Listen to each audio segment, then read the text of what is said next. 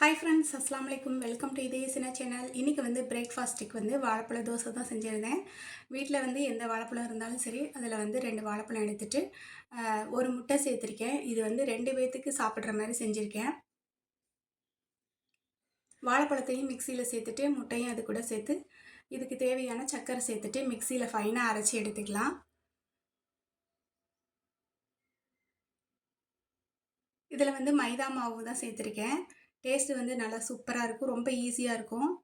இட்லி மாவு, தோசை மாவுலாம் இல்லாதப்ப நம்ம இது மாதிரி செஞ்சு கொடுக்கலாம். பசங்களுக்கு ரொம்ப பிடிக்கும். ஈவினிங் ஸ்நாக்ஸாக கூட செஞ்சு கொடுக்கலாம். இதை வந்து ஒரு பவுலில் ஊற்றிட்டு 1 கப்பு மைதா மாவு எடுத்திருக்கேன். அதையும் சலித்து இது கூட சேர்த்துட்டு நல்லா கட்டி இல்லாமல் நல்லா மிக்ஸ் பண்ணி விட்டுக்கலாம். நல்லா கலந்து விட்டுட்டு ஒரு பிஞ்சு சால்ட்டு சேர்த்துக்கலாம்.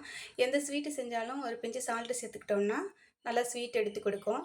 இதில் வந்து மைதா மாவு சேர்த்துருக்கேன். அதுக்கு பதிலாக நீங்கள் கோதுமை மாவு கூட சேர்த்துக்கலாம். டேஸ்ட்டு வந்து ஒரே மாதிரி தான் இருக்கும். இது இப்போ நல்லா மிக்ஸ் பண்ணி விட்டுட்டேன். நல்லா கட்டி இல்லாமல் மிக்ஸ் பண்ணிவிட்டு நம்ம தோசையாக ஊற்றி எடுத்துக்கலாம். ஆயில் சேர்த்துட்டு நம்ம திருப்பி போட்டு எடுத்துட்டோன்னா சூப்பரான வாழைப்பழ தோசை ரெடி ஆகிடுச்சிங்க. பசங்களுக்கு வந்து ரொம்ப பிடிக்கும். எங்கள் வீட்டு பசங்க பார்த்திங்கன்னா இந்த தோசை வந்து விரும்பி சாப்பிடுவாங்க. மாவு இட்லி மாவுலாம் இல்லாதப்ப இது மாதிரி கொஞ்சம் செஞ்சு கொடுக்கலாம். டேஸ்ட்டு வந்து சூப்பராக இருக்கும். ட்ரை பண்ணி பாருங்கள் ஃப்ரெண்ட்ஸ். நெக்ஸ்ட் வீடியோவில் பார்க்கலாம். தேங்க்யூ.